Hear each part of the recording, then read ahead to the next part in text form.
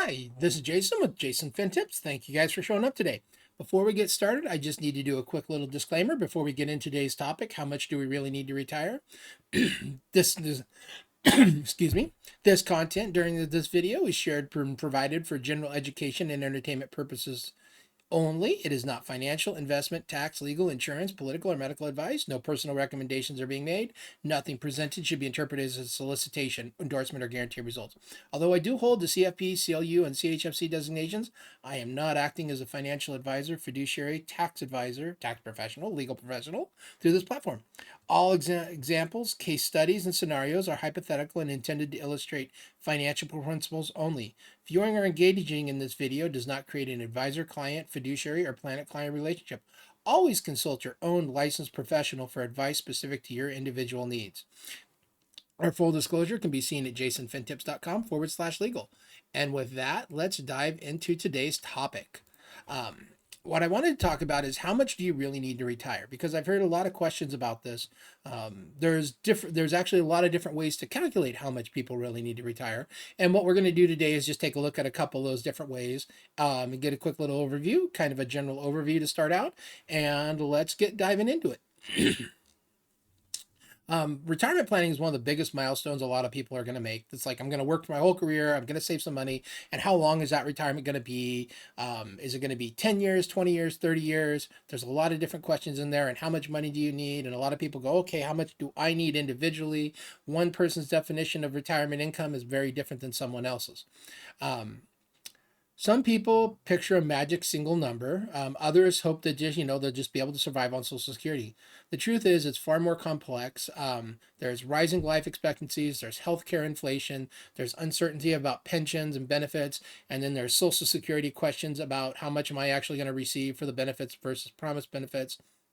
And then there's how much do you actually need to retire? And that answer really depends on lifestyle goals, expenses, how long you plan to work, benchmarks and strategy. Let's take a look at some benchmark and strategies to kind of give you some ideas. So this is just a general big picture idea of what someone might be looking at if they're looking to retire. The big question is, how much is enough? One popular rule of thumb that I see out there is the 25 times your expected annual earnings and expenses. This is actually tied to the 4% withdrawal rate, which suggests you can safely withdraw 4% of your next eggs annually without running out of money over a 30-year retirement. The one thing I want to mention about the 4% rule is when the 4% rule was based off of a 50-50 portfolio. Interest rates are actually higher now, and it was based off of a 50-50 portfolio, and the distributions were taken annually. And then the portfolio. There's been a lot more software done that can do a lot of Monte Carlos and professional software to take a look at it. But this is just kind of a general back of the napkin idea of where you're going. They don't account for rising healthcare cost, but it's one idea. It doesn't account for healthcare cost, lifestyle, travel, assuming market conditions. Let's say if you retire and the stock market is extremely expensive and then it goes down and you experience a number of years. Let's say you retired in 2006 and then went to 2011. You're going to have a very different experience than someone that retired in 2012 and went to 2020. Retirement savings benchmarks, here's kind of as an idea. So about age 30, you want to have 1 times your salary. About age 40, about 3 times your salary. Age 50, about 6 times your salary. And age 60, about 8 to 10 times your salary. And 65, 10 to 12 times your salary. This is kind of with a salary of about $70,000 as an estimate. And remember, these are guidelines. If you don't, and just based off of a guidelines and multiplication and the 4% rule. They're not guarantees. This is no idea. It's just kind of an idea to give you a snapshot. And I know a lot of people can have variable expenses as they go into retirement. Understanding retirement income. Most retirees look for 78%, 70 to 80% pre-retirement income. But I also see that a lot of this for the pre-retirement income is some people are actually having high income years after they retire, or their income, they're spending more money in the few years that while they're younger and healthier, spending their money and going out and actually kind of doing a boom to where they go out and spend a little bit of money before they start settling down into a. So once again, it kind of comes down into lumping some of your goals and your goals. If you have big trips planned, family events, what side of things you've got. So that 70-80% is just used for a simple kind of a bar to kind of figure out where you kind of are before you can start examining changes in your plan. There's work-related costs disappear, but housing costs may shrink. Maybe you're downsized. Maybe you no longer have a mortgage because you managed to pay it off. Maybe you have separate fixed expenses for housing, food, flexible expense accounts. Um, some of the stuff we will look at SARS. And so that's just kind of an idea, kind of how you kind of look at your retirement income needs is kind of based on how you're budgeting and your budgeting philosophy and what you're looking for. Now I want to take a look at a little bit of something like what are the kind of retirement income sources? Like, okay, I've lived off of this paycheck. How do I turn that? How do I turn my paycheck that I've saved into a monthly income?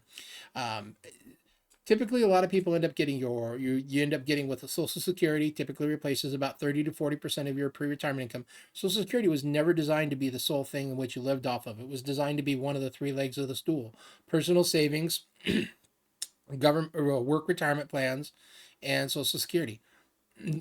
We also have, and part of, so that would be a one leg of the stool for your social security. We have your employer sponsored retirement plan. And one thing we do want to say on social security is it is going to be something that's very important to look at for voting, because right now we're going in the next 5 to 10 years. I think this is it. The trust fund can still pay about 70, I think it's about 80% of the benefits starting in about 2033. And so the question is, what are the solutions going to be to bring that up to a full 100% payment? That is a policy decision that's based off of, are we willing, what are the tax policies going to be put in place by the administration that's in time, that is in place at that time for that situation and the solutions? Because there's a number of solutions. It's just, is there the political will for what solution that we'll be looking at getting put in place? Part of your employer sponsored plans, we have the traditional 401k, 403bs, and similar accounts often serve as the largest for the next eggs. These are really a tax deferred growth that they have special benefits for to protect tax deferred and to be safe. We also have stuff where people start doing Roth conversions, Roth accounts, which is another vehicle for retirement, but allows tax free withdrawals and creates flexibility. This is something I really suggest working with someone that has. The financial tools to go through and model this, or even in Excel, start really going through a model what your tax flow is going to look like before someone makes a decision. But that's just one of the tools of the 401k that a lot is kind of taken place of a lot of the defined benefit plans for a defined contribution plan. We also have ones that are not tied to your work, which is the traditional IRA and a Roth IRA. They do, once again, do tax deferred growth, but the end growth is tax when it's withdrawn. We also have Roths, where you put in after tax contributions and tax free withdrawals. And then we have standard brokerage accounts that can be taxed at capital gains tax rate. So you've got some different that would be personal investments. Different options in what you can hold inside your traditional IRAs. A lot of people traditionally hold stocks, bonds, and accounts like that. You also have pensions. Pensions are traditionally, they give you a lifetime guaranteed income. This is not a pension is essentially an annuity, but it's a based out of a company. So someone would have a guaranteed monthly payment. A Social Security is essentially, it's a tonite, but it's a type of annuity. It gives you a payment for life. And if someone gets a pension, this means that they get a certain pension payment for life. And that might be something that's tied to a percentage. You get like 1% for each year of service that you served for a company. So if you went for 30 years times 1% at age 65, you would be able to retire with a 30% of your final paycheck of your highest average high 3 or average high 5. Those are getting less and less that are out there, but they are a great tool for people that do have them. They allow income security between Social Security and a pension plan to be able to try. They may not, the jobs may take a little bit more out of the income at first, but it provides a little more security in retirement. We also have personal investments. This is brokerage accounts, dividend paying stocks, bonds, annuities. These are where you find your traditional annuities. Someone might actually use some cash value life insurance, which I really don't like putting in those in personal investments. I know a lot of people do that, but it's actually a tool. It's not a very good, and it's not a very efficient tool for what it is used for, with a lot of savings and retirements. There are people that do have cash value that do that, but personal investments for me really thinks brokerage accounts, dividend paying stocks, bonds, annuities, and these can fill the gaps where retirement accounts and Social Security aren't enough. Some people, we also might have, and might be able to look at some real estate properties, maybe downsize the home, renters, work part-time, consulting or early retirement, or having some royalties for passive incomes from other business activities. Typical share of retirement income, just kind of an overview just to give you an idea. So like 30 to 40% of your income would come in your Social Security payment. Have $1,000, you get like a $350 Social Security, or you get your Social Security payment, you get your pension plan. So out of $100, a little bit of your pension plans, let's say 10 to 20%. Then you have your retirement accounts where you make distributions from your IRAs and your 401ks. And then you have your other part-time, your work retirement, or you have some dividend income and some other income coming in there, or you sell and rebalance your portfolio to take a percentage off. Let's say you had $100,000 in a portfolio, it grew and you decided it went up to 105,000, and then you take off 4% of that for, let's just say $400 for, you take a $4,000 distribution off of that annually. So that's kind of how you would make your income annual pool up. And it's not all going to be one check, but it's going to come in different pieces. A key insight. So a lot of people like to balance a mix of income stream to reduce risk and help weather the changes in market for taxes and healthcare costs. If you have a high tax year, maybe you can be able to use something like a Roth distribution, or if you have a low tax year, it might be something that might be good for a Roth conversion year. Core strategies for building wealth. One of the biggest things is make sure to start early, make sure to get into the company, take the company matches. And savers that put away months can actually end up saving more. Maximize your employer plans. Always capture the 401k with the free money.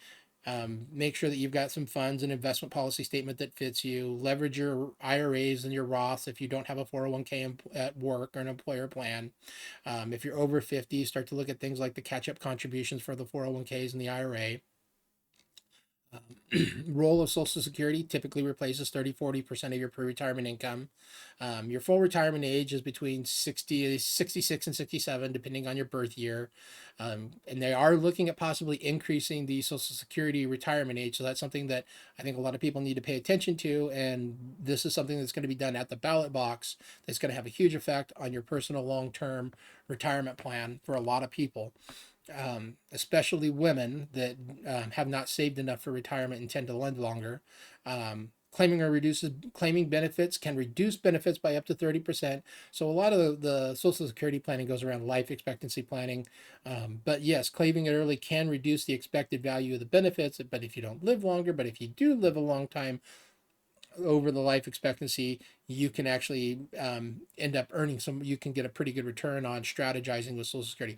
Once again, there's software and financial planners who really focus on getting down into the weeds and optimizing Social Security. It's actually one of the places I like to start, because once you kind of got a section that you've maximized and optimized Social Security, especially with a couple, that kind of sets everything else you can start building the rest of your plan around for the retirement income distribution stream.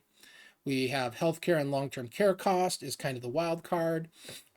This is one of the most misunderstood and underestimated expenses in retirement. The average couple retiring at 65 will need about $315,000 to cover medical expenses over retirement.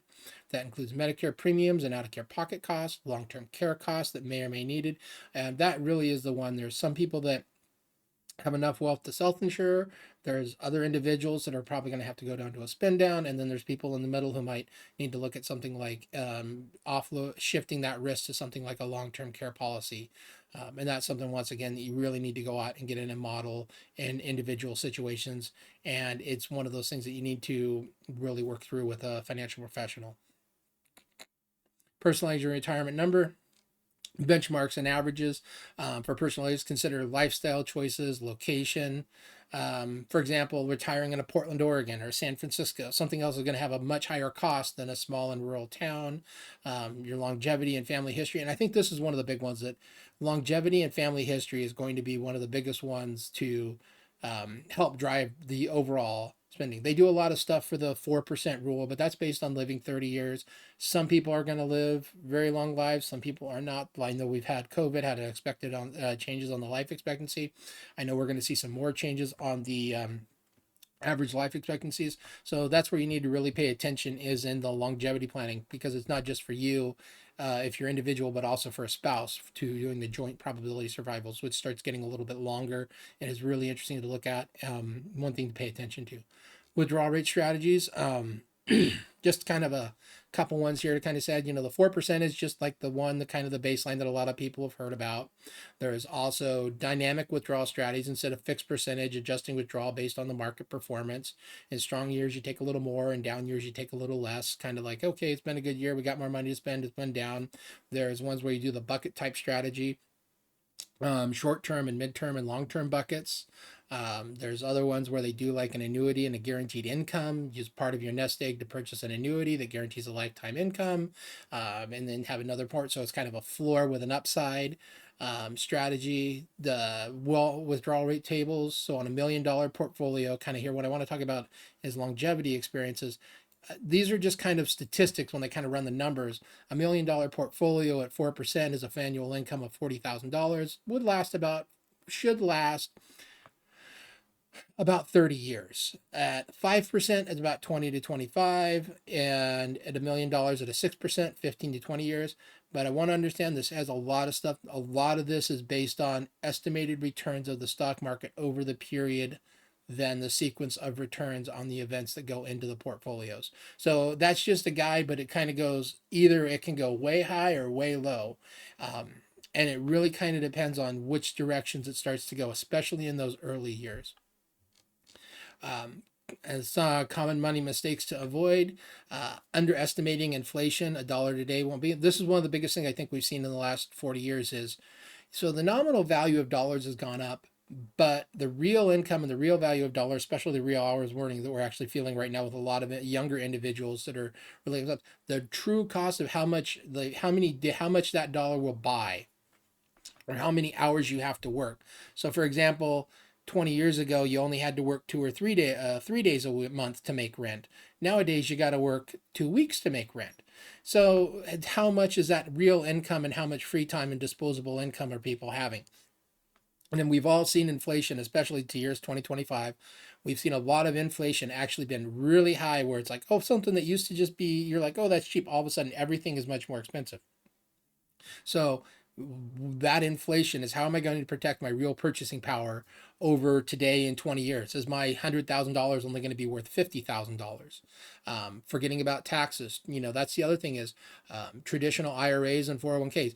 The income is taxed as ordinary income when you pull it out. I've seen individuals that have made the mistakes before of taking their retirement and saying, I'm done with work, I'm retired, and they pull it all out at once, and they spike their income up, and they get hit with a huge tax bill in the year that they pull their retirement out. Make sure that it should stay inside a tax qualified plan, from like a 401k to your other company 401k, or to like a traditional IRA, something that it stays inside a tax qualified plan without spiking up your income. And be really careful about the taxes, because that's one of the few things that someone can actually really control in their retirement to make their money go a lot longer. And it's something I wish they had some more mandatory requiring discussions with people about. Investing too conservatively or too early, growth is still necessary even in retirement. A lot of people say, okay, I'm just going to go 100% bonds. Maybe that's not necessarily what you need to do in retirement, because you still have a 20, 30-year high time period ahead of you. And so it may be something more like a diversified portfolio that fits an investment policy statement based off your risk profile that might suit you better long term, and help you meet those inflation adjusted numbers. Practical steps you can do to avoid: calculate your current savings gap of kind of where you want to be and where you are. Increase your contributions, a little bit. Make sure you're getting that. Automate savings so that you never met this. I'm a big thing about automating as much as you can, and then focus on on your disposable in there. Take advantage and raise the bonuses and putting them towards retirement. Consider working with a CS. If you are going to work with someone, make sure that they're a fiduciary and they're qualified for what you need to do. in your strategy of what you're looking for. Catch up contributions you can do in the 401ks. We got the regular limits of 23,000. Catch up if you're above 50, 7,500. So you put 30,000 away total. And a traditional IRA, regular limits is 7,000. Catch up with 1,000. So a traditional IRA above 50 and above can put away about 8,000 a year. So some key takeaways: use benchmarks as a compass, not a finished guide. You're going to be adjusting as you go along. Someone's going to be adjusting as they go along. There's no fixed path.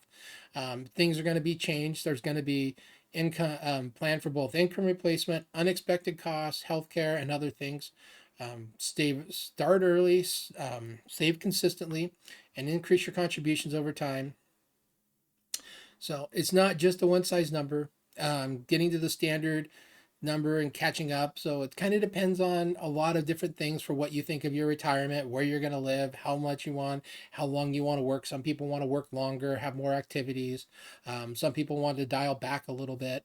So it really kind of depends on, what you're looking for and what your strategy. And this is something that I really think um, going through and working to figure out what some of your authentic goals are will really help you start. So it's like there's a lot of tools inside the financial planning and retirement planning, but I think a lot of it goes back to having some authentic goal setting and what you want to do, and then finding a way to get to that path.